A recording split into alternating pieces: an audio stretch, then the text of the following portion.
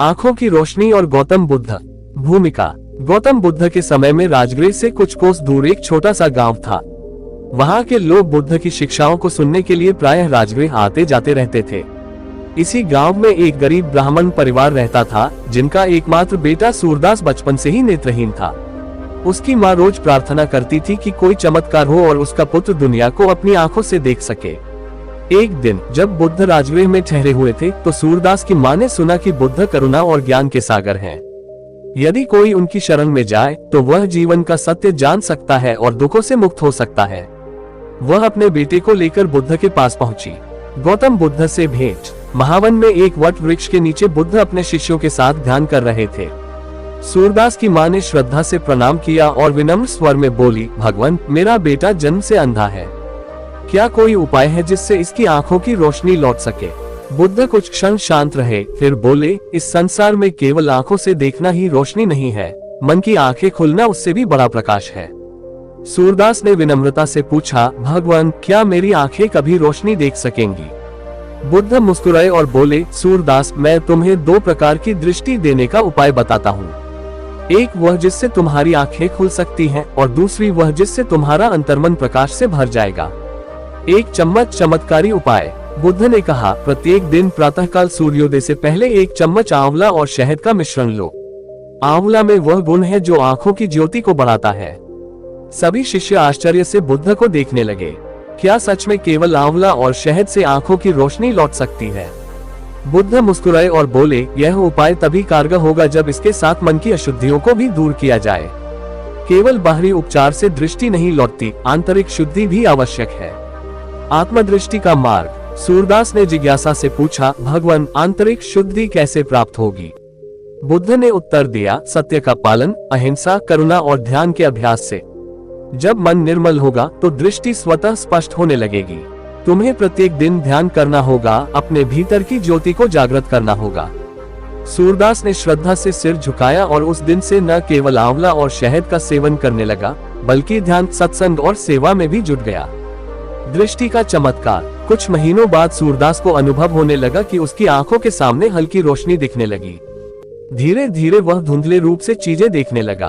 उसकी माँ का हृदय आनंद से भर उठा। वो बुद्ध के पास जाकर बोली, भगवान, आपका आशीर्वाद काम कर गया। मेरा पुत्र अब देखने लगा है। बुद्ध ने मुस्कुराते हुए कहा, ये केवल बाहरी दृष्टि नहीं बल्कि आत्मदृष्टि का भी परिणाम है। वह अब सत्य को देखने की क्षमता भी प्राप्त कर रहा है। सूरदास ने चरणों में गिरकर बुद्ध को प्रणाम किया और बोला, भगवान, अब मैं केवल बाहरी संसार को नहीं बल्कि अपने भीतर के अज्ञान को भी देख सकता हूँ। मेरी आंखें अब केवल चीजों को नहीं बल्कि सत्य को भी देखती हैं। संदेश। गौतम बुद्ध ने सिखाया कि शरीर का उपचार संभव है, लेकिन मन की शुद्धि ही वास्तविक प्रकाश है। यदि हम आंवला और शहद जैसे प्राकृतिक उपायों के साथ साथ मन को भी शुद्ध करें, तो हमारी दृष्टि भीतर और बाहर दोनों ओर स्पष्ट हो जाएगी। इस प्रकार सूरदास न केवल आंखों की रोशनी पाकर धन्य हुआ, बल्कि आत्मज्ञान के प्रकाश में भी अवगाहित हो गया। सूरदास की आत्म ज्योति। प्रथम अध्याय, अंधकार से प्रकाश की ओर। सूरदास की आंखें भले ही जन्म से अंधी थीं, लेकिन उसका मन शुद्ध था। वह बचपन से ही अपनी माँ की कहानियों में मग्न रहता। माँ उसे बुद्ध के चमत्कारी कार्यों की कहानियां सुनाया करती। वह सुनता कि कैसे बुद्ध ने अंगुलिमाल को अहिंसा का पाठ पढ़ाया, कैसे उन्होंने सुजाता के दिए खीरदान से आत्मज्ञान की ओर कदम बढ़ाया। एक दिन गांव में एक साधु आए। उन्होंने बताया कि बुद्ध राजगृह के समीप ठहरे हुए हैं। सूरदास की माँ के हृदय में आशा की किरण जगी। वे सूरदास को लेकर बुद्ध के पास पहुंची। द्वितीय अध्याय, बुद्ध के सानिध्य में। बुद्ध के पास पहुंचकर सूरदास की माँ ने विनती की, भगवान, मेरा पुत्र जन्म से अंधा है। क्या कोई उपाय है जिससे इसकी आंखों की रोशनी लौट सके? बुद्ध ने बड़े स्नेह से उत्तर दिया, माता, नेत्रहीनता केवल शरीर की नहीं होती, मन की भी होती है। क्या तुम चाहती हो कि इसका मन भी रोशनी से भर जाए? सूरदास ने श्रद्धा से सिर झुका दिया। बुद्ध बोले, हर प्रातः एक चम्मच आंवला और शहद लो, इससे तुम्हारी आंखों की शक्ति बढ़ेगी। परंतु ये पर्याप्त नहीं है, तुम्हें अपने भीतर के अंधकार को भी दूर करना होगा। तृतीय अध्याय, आत्मशुद्धि का मार्ग। बुद्ध ने सूरदास को 5 नियम दिए। 1. सत्य बोलो, झूठ जीवन को अंधकार में बनाता है। 2. अहिंसा का पालन करो, हिंसा से मन मलिन होता है। 3. ध्यान करो, ध्यान से आंतरिक ज्योति प्रकट होती है। 4. संतोष रखो, असंतोष से चित्त विचलित होता है। 5. सेवा करो, दूसरों की सेवा से मन निर्मल होता है। सूरदास ने इन नियमों को अपनाने का संकल्प लिया। चतुर्थ अध्याय, ध्यान और तपस्या। सूरदास प्रतिदिन प्रातः ध्यान करता, बुद्ध के बताए हुए प्राकृतिक आहार का सेवन करता और सेवा कार्यों में लगा रहता। धीरे धीरे उसे अनुभव होने लगा कि अंधकार में हल्की रोशनी दिखने लगी। एक दिन ध्यान करते समय उसे लगा कि एक प्रकाश पुंज उसके भीतर जागृत हो रहा है। उसने बुद्ध से पूछा, भगवान यह क्या है? बुद्ध बोले, ये तुम्हारी आत्मज्योति है जो तुम्हारे मन के अंधकार को दूर कर रही है। पंचम अध्याय, नेत्र ज्योति की प्राप्ति। 6 महीनों के ध्यान, सत्संग और आंवला शहद के सेवन के बाद सूरदास की आंखों में हल्की रोशनी आने लगी। वह अब धुंधले ही सही लेकिन चीजों को देखने लगा। बुद्ध के शिष्यों ने आश्चर्य से पूछा, भगवान ये चमत्कार कैसे हुआ? बुद्ध बोले, ये केवल औषधि का प्रभाव नहीं, आत्मशुद्धि का परिणाम है। यदि मन में अज्ञान का अंधकार हो तो नेत्र होते हुए भी मनुष्य अंधा रहता है, लेकिन यदि मन शुद्ध हो जाए तो बिना नेत्रों के भी वह सत्य को देख सकता है। षष्ठम अध्याय, पूर्ण ज्ञान की प्राप्ति। एक दिन सूरदास ने बुद्ध से कहा, भगवान अब मैं देख सकता हूँ, परंतु मैं जान गया हूँ कि बाहरी नेत्रों की अपेक्षा आंतरिक नेत्र अधिक महत्वपूर्ण है। बुद्ध मुस्कुराए और बोले, सूरदास तुमने सत्य को पहचान लिया है, अब तुम्हारी आत्मज्योति कभी मंद नहीं होगी। सूरदास ने बुद्ध से भिक्षु बनने की आज्ञा मांगी और उनका एक समर्पित शिष्य बन गया। 7वां अध्याय, संदेश।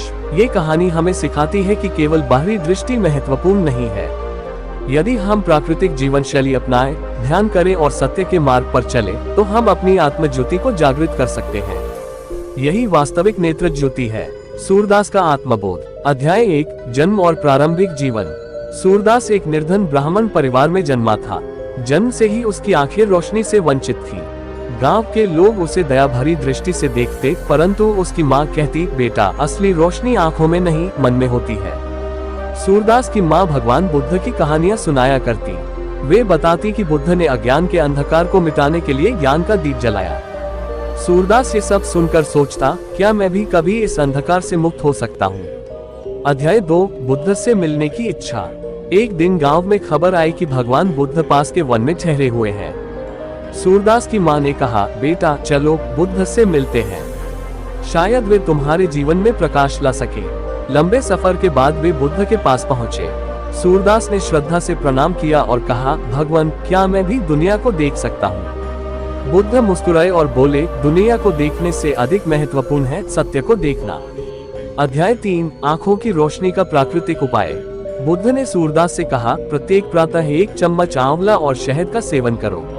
आंवला आंखों की ज्योति बढ़ाता है और शहद शरीर को संतुलित करता है। लेकिन ये केवल पहला कदम है। सूरदास ने पूछा, तो दूसरा कदम क्या है भगवान?